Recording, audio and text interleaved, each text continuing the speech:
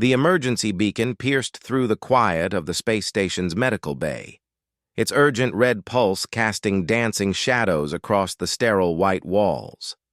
Dr. Sarah Chen had been reviewing patient files when the alert came through, but the moment she saw the species identification code, her blood ran cold. Zephyrian. The automated transport pod docked with a mechanical hiss, and Sarah watched through the observation window as the medical droids carefully extracted the patient. Even unconscious and badly injured, the alien's presence filled the bay with an aura of barely contained violence. Standing nearly 8 feet tall, the Zephyrian's muscular frame was covered in natural armor plating that gleamed like polished obsidian. 4 arms hung limp at his sides, each ending in clawed hands capable of tearing through steel. His elongated skull housed a brain that military intelligence claimed could process combat scenarios faster than most ship computers. Sarah had never treated a Zephyrian before, but she knew their reputation. They were the galaxy's premier mercenaries, living weapons bred for conquest. Their homeworld had been strip mining other planets for resources long before humanity had even discovered fire. When they finally encountered human space 50 years ago, it had taken the combined fleets of 6 species to hold them back from our outer colonies. The medical scanner beeped softly as Sarah ran it over the unconscious alien. 3 broken ribs, internal bleeding, severe burns across his left side, and what appeared to be massive electrical damage to his nervous system. Whatever had happened to him, it had been catastrophic. As she began preparing the surgical suite, Sarah's hands trembled slightly, not from fear of treating an alien, but from the memory of the last Zephyrian attack. The Kepler Station massacre had happened just 6 months ago. 1,200 civilians dead, including her colleague Dr. Martinez and his entire research team. The footage had been brutal, showing Zephyrian raiders moving through the station's corridors like death incarnate. But Sarah was a doctor. She had taken an oath to preserve life, regardless of species, even if that life belonged to one of the galaxy's most feared warriors. The alien's 4 eyes snapped open as the anesthesia wore off, immediately scanning the room for threats. When his gaze fell on Sarah, she saw something flicker across his face that might have been surprise. "Human," he growled in accented galactic standard. His voice was like grinding metal. "Why am I alive?" Sarah kept her expression neutral as she checked his vital signs. "Because I'm a doctor, and you were dying." The Zephyrian attempted to sit up, then gasped as pain shot through his injuries. "I am Vexhai of the Iron Talon clan. There was a battle. Your ship was found drifting in the Kepler system. You were the only survivor." Sarah made a note on her medical pad. "What's the last thing you remember?" Vexhai's 4 eyes narrowed. "We were hunting. A human vessel had been causing problems for our employers. Easy prey, or so we thought." His voice took on a tone of reluctant respect. "We were wrong." Sarah felt a chill run down her spine. "What happened?" The Zephyrian was quiet for a long moment, his armored chest rising and falling as he struggled with the memory. When he spoke again, there was something in his voice Sarah had never expected to hear from one of his kind. Uncertainty. "The human ship was small, barely 100 meters long. Our sensors showed minimal weapons, no significant shielding. A simple merchant vessel. My war pack had taken hundreds like it." Vexhai's claws scraped against the medical bed. "But when we closed in for the kill, something changed."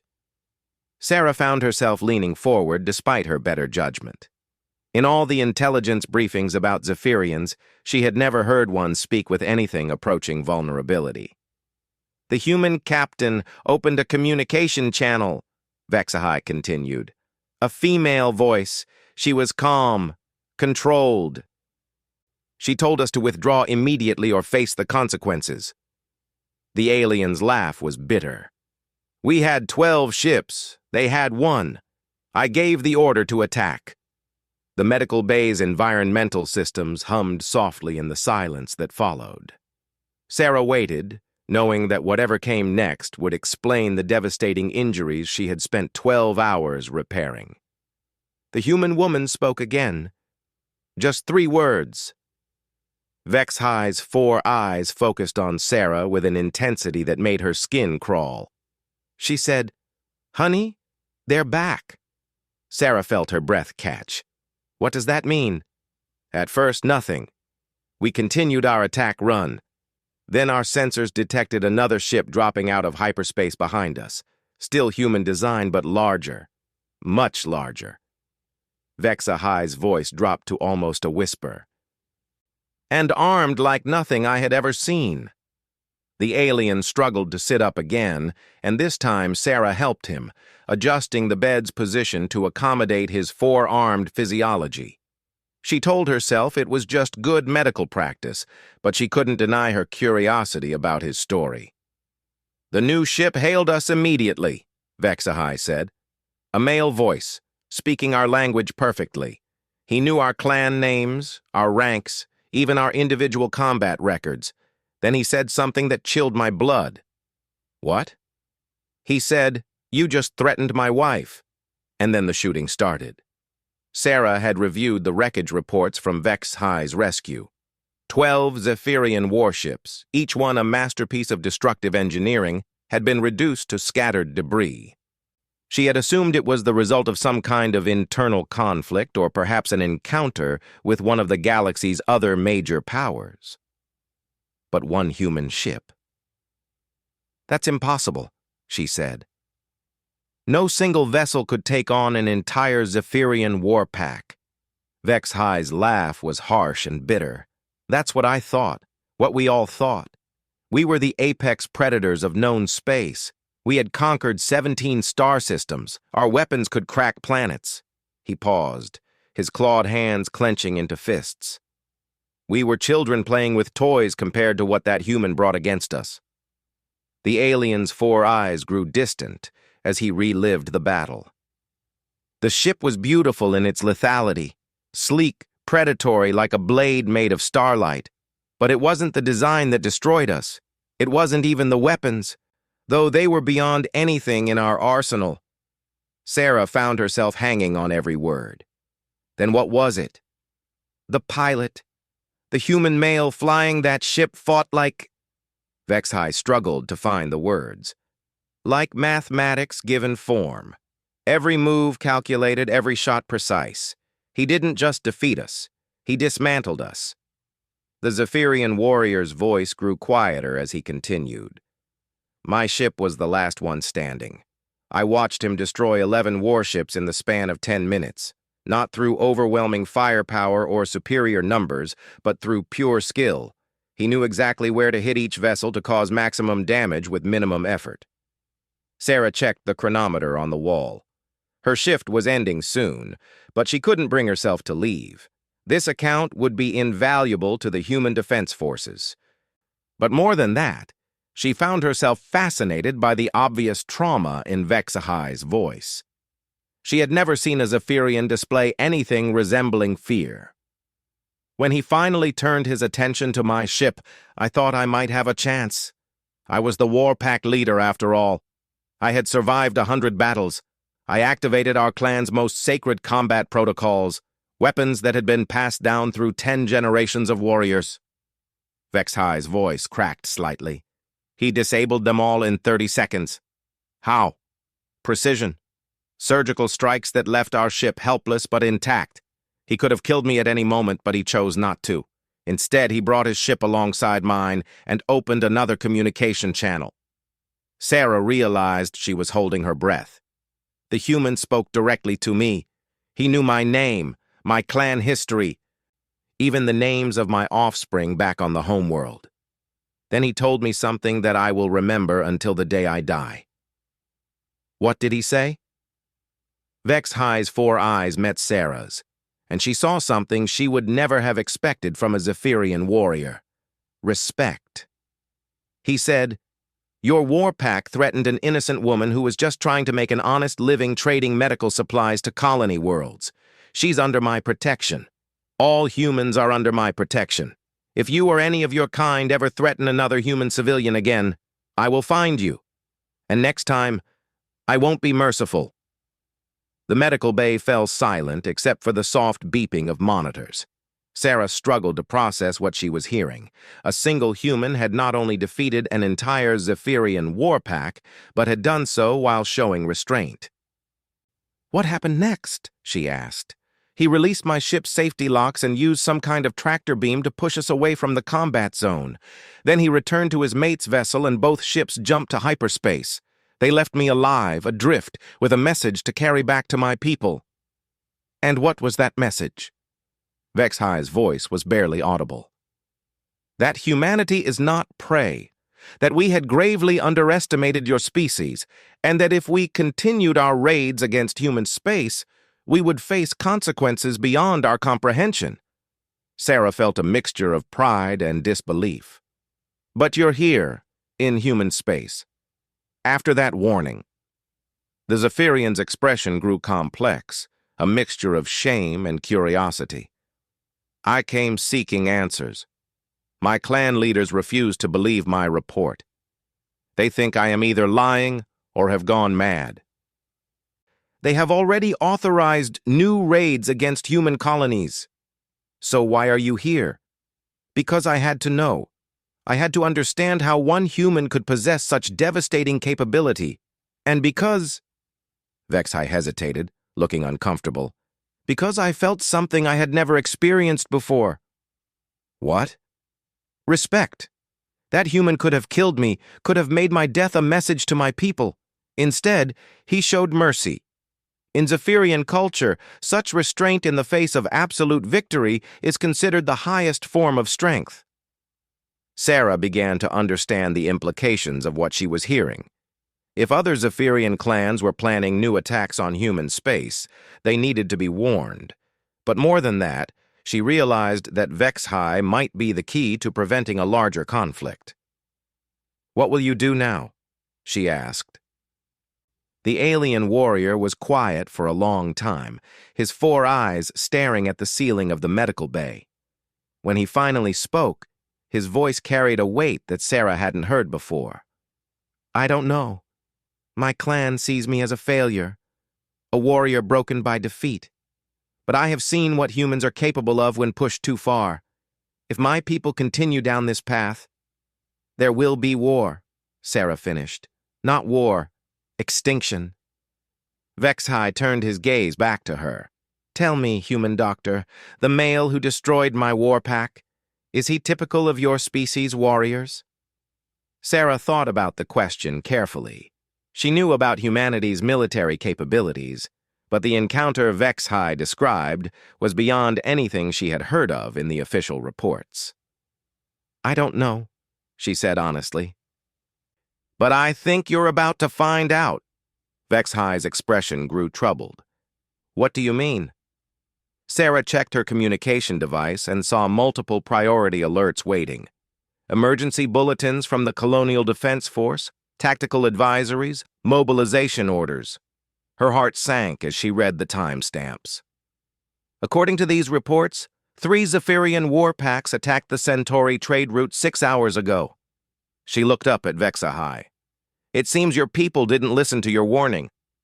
The alien warrior closed his 4 eyes and let out a sound that might have been a sigh or a prayer. "Then God's help us all, because if that human is still protecting the trade routes—" He didn't finish the sentence, but he didn't need to. Sarah could see the fear in his expression. The terrible certainty of someone who had witnessed power beyond comprehension and knew that it was about to be unleashed again. As alarms began sounding throughout the station, Sarah realized that her quiet shift in the medical bay had just become the opening act of something much larger. And at the center of it all was a human couple that the galaxy was about to learn should never have been threatened. The Colonial Defense Force briefing room buzzed with nervous energy as Admiral Jang reviewed the latest tactical reports.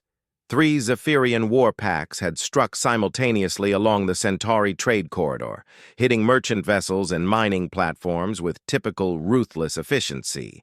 The death toll was already climbing past 500, and the attacks showed no signs of stopping. "Sir, we have confirmation from the surveillance networks," Lieutenant Morrison announced from his station. "The Zephyrian fleets are moving toward the Avalon system. They'll reach the civilian shipping lanes in 18 hours. Zhang nodded grimly. Avalon was home to nearly 2 million colonists, most of them families who had left Earth seeking a better life among the stars. The system's defenses were minimal, designed more for asteroid mining protection than military threats. If the Zephyrians reached Avalon, it would be a massacre. "What's our nearest fleet position?" Zhang asked. "Task Force Bravo is 6 days out at maximum burn. The 3rd Defense Wing could reach Avalon in 40 hours, but they'd arrive after the Zephyrians." The Admiral stared at the tactical display, watching the red symbols of enemy ships crawling inexorably toward human space. They had protocols for this situation, evacuation procedures, and defensive strategies that had been planned for decades. But 3 war packs meant nearly 40 ships, each one capable of destroying anything humanity could field in a straight fight.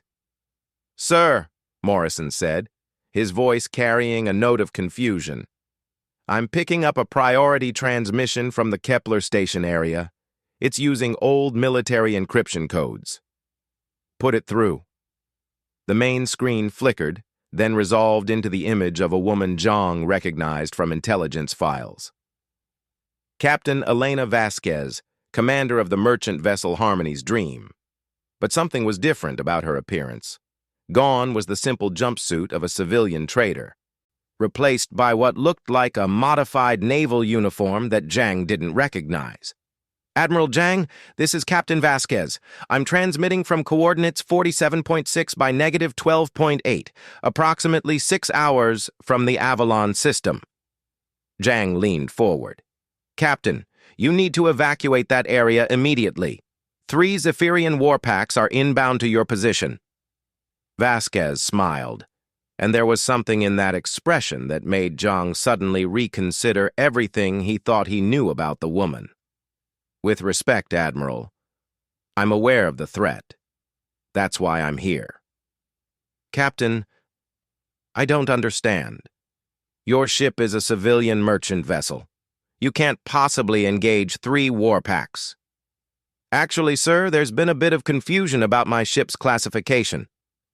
Vasquez's smile grew wider. "The Harmony's Dream is indeed registered as a merchant vessel. My husband's ship, on the other hand, has never been registered at all." The transmission shifted slightly, and Zhang saw another figure step into frame.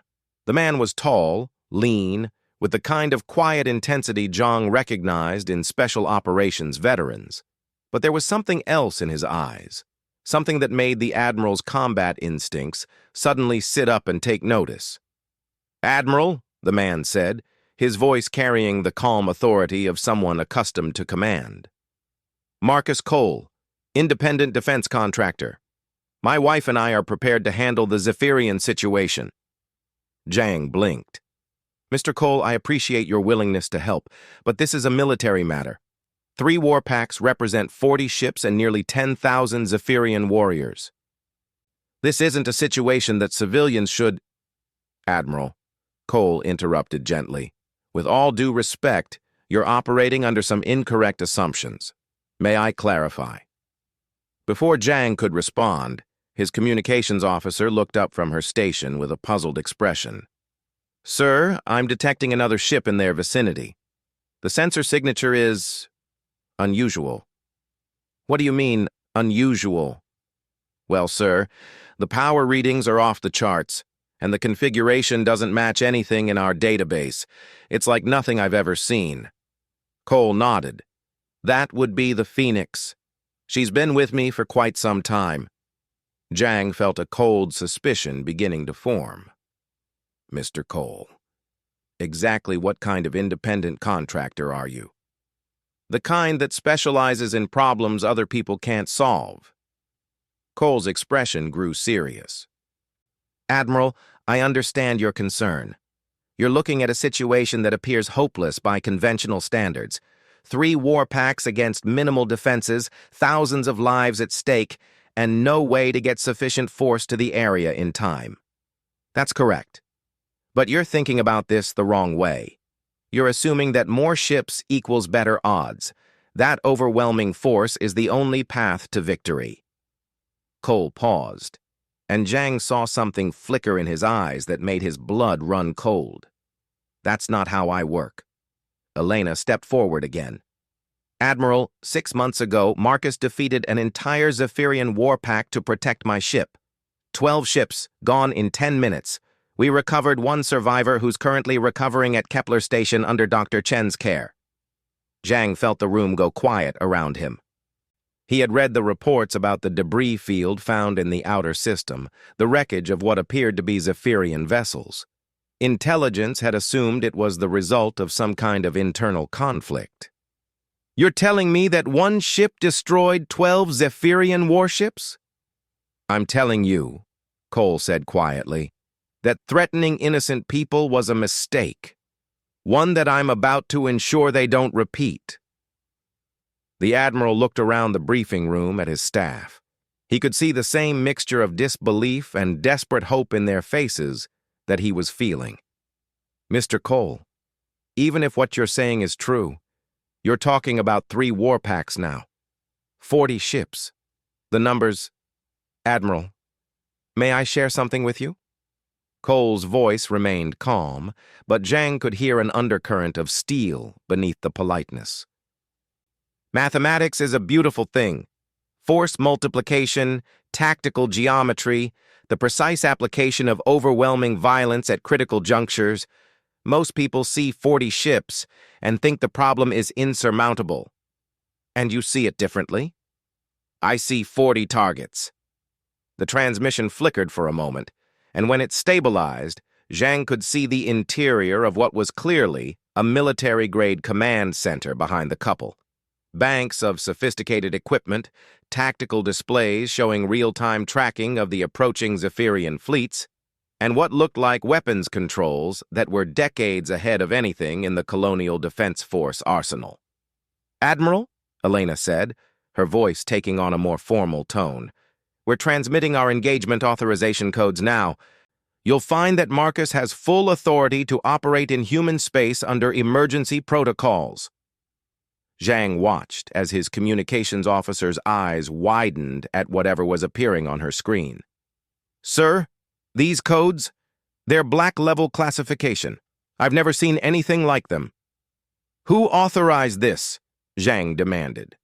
Cole answered. People who understand that sometimes the galaxy requires a more direct approach to problem-solving. Admiral, I'm going to engage the Zephyrian fleets in approximately 4 hours. I strongly recommend that you keep all Colonial Defense Force assets clear of the operational area. Mr. Cole, I cannot in good conscience allow a civilian to... Admiral, Cole's voice cut through Zhang's objection with quiet finality. I'm not asking for permission. I'm providing you with tactical coordination so that your people don't accidentally get in the way. Zhang stared at the screen, trying to process what he was hearing. Everything about this situation violated every protocol he knew, but the authorization codes his staff was seeing were legitimate. More than legitimate, they carried authority levels he hadn't known existed. What exactly are you planning to do? He asked finally. Cole's smile was slight, but it carried implications that made Zhang suddenly very glad this man was on humanity's side. I'm going to remind the Zephyrian Empire why threatening human civilians is a bad idea. Then I'm going to ensure they carry that message back to their leadership. And if they don't surrender? Admiral, Elena said softly, Marcus doesn't take prisoners when civilians are threatened. He takes examples. The transmission ended, leaving the briefing room in stunned silence. Zhang stared at the blank screen for a long moment, then turned to his staff. I want everything we have on Marcus Cole. Military records, civilian registrations, government contracts, everything. And get me a direct line to command authority. I need to know exactly who we're dealing with. As his staff scrambled to carry out his orders, Zhang couldn't shake the feeling that he had just witnessed something that would change the balance of power in this part of the galaxy. Whether for better or worse remained to be seen. 3 hours later, the reports started coming in. Marcus Cole's military record was almost entirely classified, but what little information they could access painted a picture of someone who had operated at the highest levels of human special operations. Multiple commendations for actions that were described only as classified defensive operations, a record of success that was both flawless and terrifying. But it was the technical specifications of his ship that truly drove home what they were dealing with.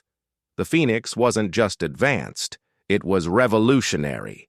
Weapons systems that could punch through capital ship armor, shield technology that made their best defensive systems look like paper, and propulsion capabilities that defied conventional physics.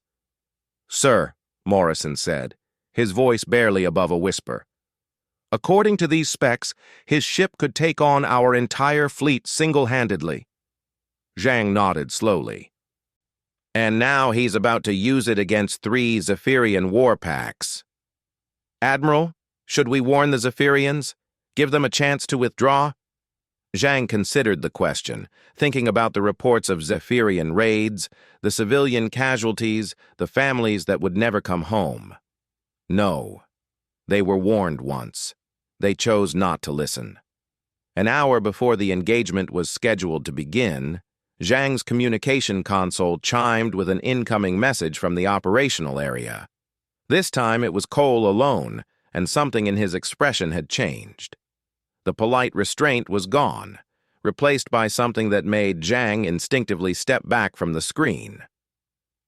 "Admiral, the Zephyrian fleets have begun their attack run on the mining platforms in the outer Avalon system. Civilian casualties are confirmed." Cole's voice was perfectly calm, but Zhang could hear the cold fury beneath it. "I'm beginning my engagement now. Mr. Cole, what are your objectives?" "Complete destruction of all hostile forces. Message delivery to Zephyrian command structure regarding the consequences of targeting human civilians. Demonstration of why human space is now effectively off-limits to their kind." Zhang felt a chill run down his spine. "And after that?" Cole's smile was like winter starlight, beautiful and absolutely merciless. "After that, Admiral, I go home to have dinner with my wife, and the galaxy gets a little bit safer for innocent people." The transmission ended, and Zhang found himself staring at tactical displays showing the approaching confrontation. 3 war packs, 40 of the most dangerous ships in known space, about to encounter one human who had apparently decided that enough was enough. As he watched the sensors tracking the Phoenix's approach to the Zephyrian fleets, Admiral Zhang couldn't help but wonder if he was about to witness the end of an era. For 50 years, humanity had struggled against larger, more powerful civilizations, always fighting defensive wars, always hoping that diplomacy and alliances would be enough to ensure their survival. But Marcus Cole represented something different, something that said humanity was done being victims, done accepting that they were the weak newcomers in a galaxy full of ancient predators. The tactical display showed the Phoenix entering engagement range with the lead Zephyrian war pack. Zhang held his breath, waiting to see what one human could do when the safety of innocence was at stake. He was about to find out that the answer was more terrifying than anything the Zephyrians had ever imagined. War Commander Zeth Kool stood on the bridge of his flagship, watching with satisfaction as his raiders finished destroying the last mining platform. The humans had offered no resistance, just as intelligence had predicted. Their defensive fleets were days away, and the civilian population was scattering like frightened prey animals. "Status report," he growled to his sensor operator.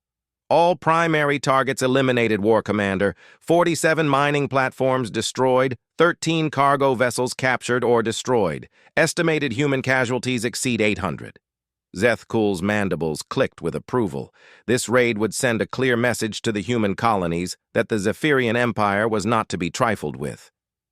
His clan would earn significant honor from this victory, and the resource claims they had secured would fund their war pack for years to come. "Any sign of human military response?" he asked. "Negative, sir. Our long-range sensors show no approaching fleets. The nearest human warships are still 6 days out." "Excellent. Signal the other warpacks to begin the approach to the inner system. We'll make an example of their primary colony before we withdraw." As his communications officer began transmitting the orders, Zethkul allowed himself a moment of satisfaction. The human species had shown promise when they first emerged onto the galactic stage, but they lacked the fundamental ruthlessness necessary for true power. They were soft, weak, unwilling to do what was necessary to protect their territory. That weakness would be their downfall. "War Commander!" his sensor operator called out, a note of confusion in his voice. "I'm detecting a single ship approaching our position." Zethkul's attention snapped back to the tactical display. A lone contact was indeed approaching, still several hours away, but moving with unusual speed. "Identification?" "Unknown configuration, sir. The power signature is unusual." "Unusual how?" The sensor operator's claws tapped nervously against his control panel. "Sir, the readings don't make sense. If these sensors are accurate, that single ship is generating more power than our entire war pack." Zethkul's 4 eyes narrowed. "That's impossible. Run a full diagnostic on the sensor array." "Already completed, sir. All systems are functioning normally." A chill ran down Zethkul's spine as he stared at the approaching contact. The ship was still too far away for visual identification, but something about its approach pattern triggered deep survival instincts that had kept his species alive for millennia. "Hail the approaching vessel," he ordered. Static filled the bridge speakers for a moment before a human voice responded, speaking flawless Zephyrian with an accent that suggested extensive study of their culture and language. "War Commander Zethkul of the Blood Talon clan," the voice said, and Zethkul felt ice form in his veins at hearing his name and clan spoken so casually. "This is Marcus Cole. You have 60 seconds to withdraw from this system." Zethkul's mandibles spread in a display of rage and disbelief. "Human. You dare make demands of a Zephyrian warpack? I have 40 ships under my command." "I'm aware of your force composition," Cole replied, his voice carrying the same calm tone one might use to discuss the weather. 40 ships, 3 war packs, approximately 10,000 warriors. I've reviewed your tactical capabilities and found them adequate for fighting primitive civilizations. The sheer audacity of the statement left Zethkul speechless for a moment. Around the bridge, his crew stared at their instruments in disbelief. "You're either insane or suicidal, human. No single ship can stand against 3 war packs." "War Commander, 6 months ago I gave this exact warning to Vexhai of the Iron Talon clan. He chose not to listen. Would you like to know how that ended for him?" Zethkul felt his blood freeze. The Iron Talon incident was still classified at the highest levels, but rumors had circulated through the warrior caste. An entire war pack lost with only one survivor, who had returned babbling about impossible human capabilities. "You're lying!" Zethkul snarled, but he could hear the uncertainty in his own voice. "Vexahai is currently recovering at Kepler Station under the care of Dr. Sarah Chen.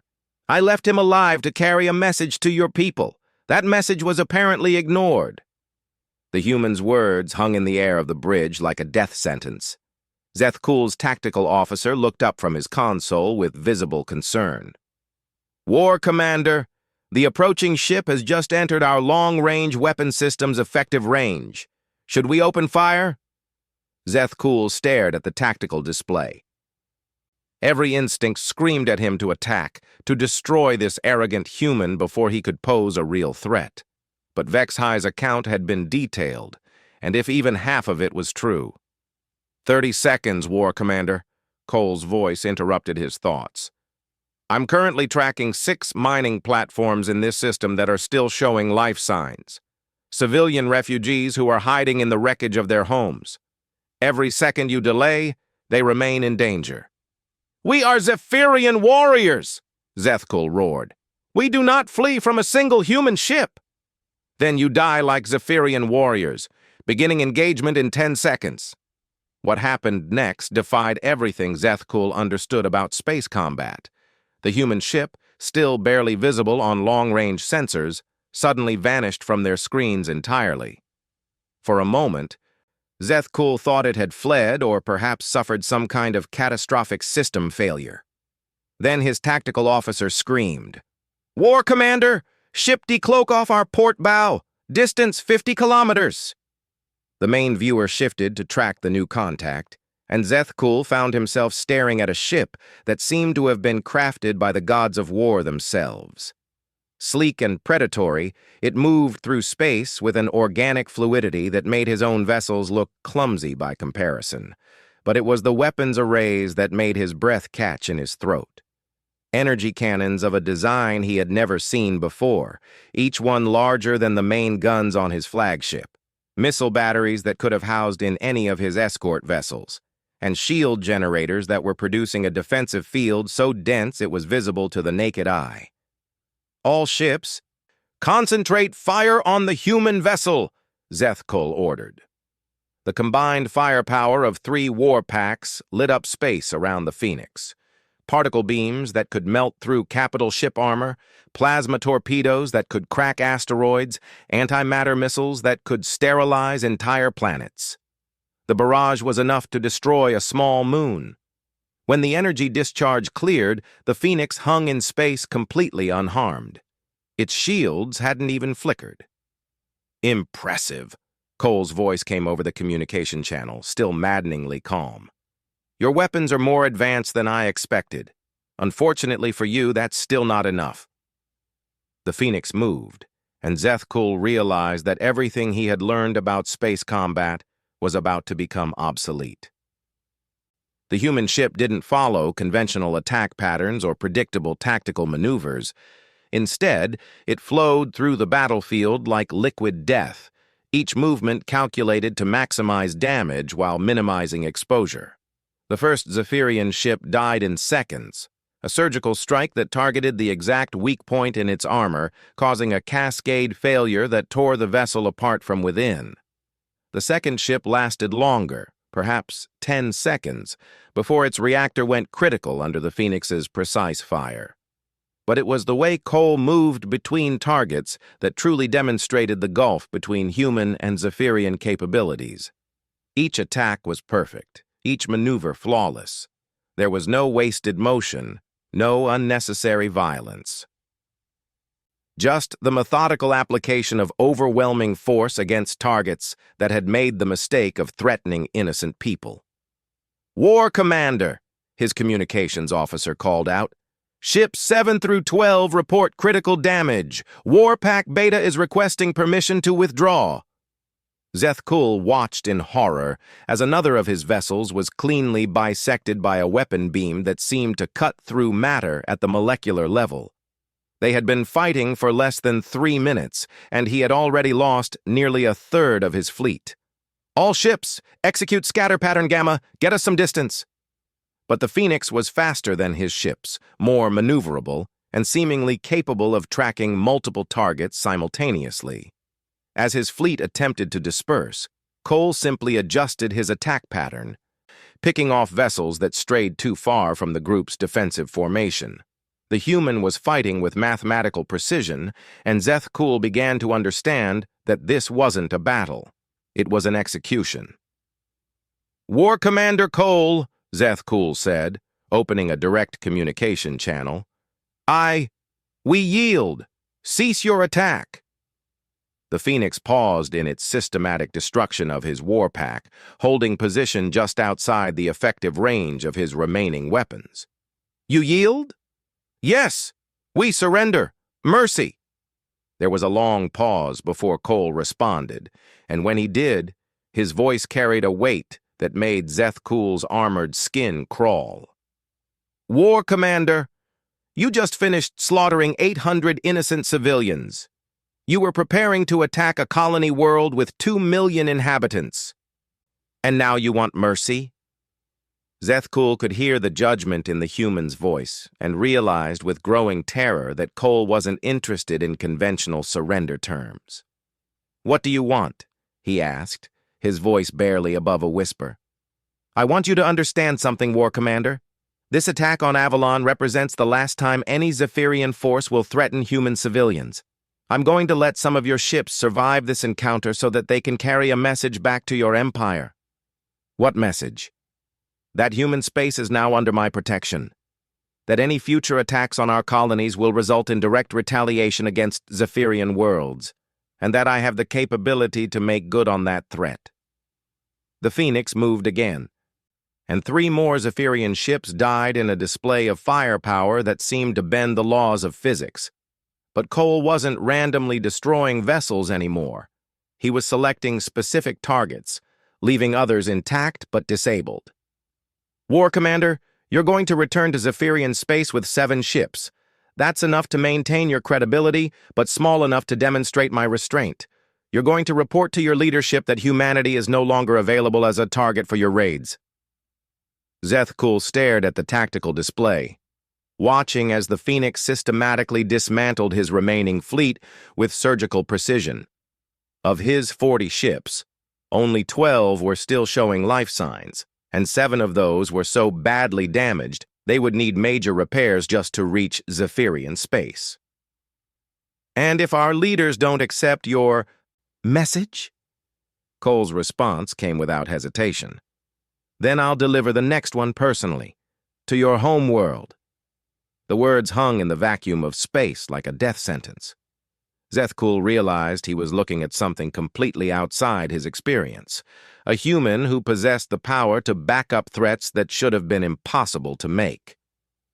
"The survivors can begin repairs," Cole continued. "You have 6 hours to get your ships ready for hyperspace. After that, I start reducing your fleet to salvageable scrap."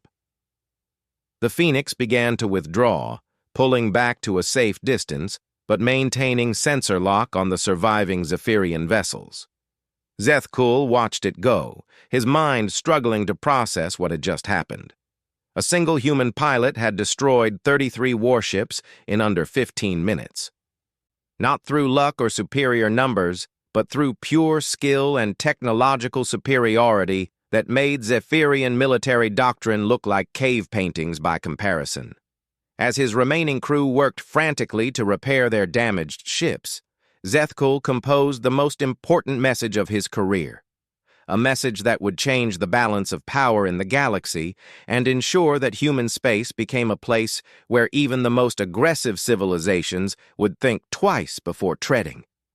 The age of Zephyrian dominance was over. The age of human protection had begun. And Marcus Cole had just announced to the galaxy that some things were worth fighting for, no matter the odds.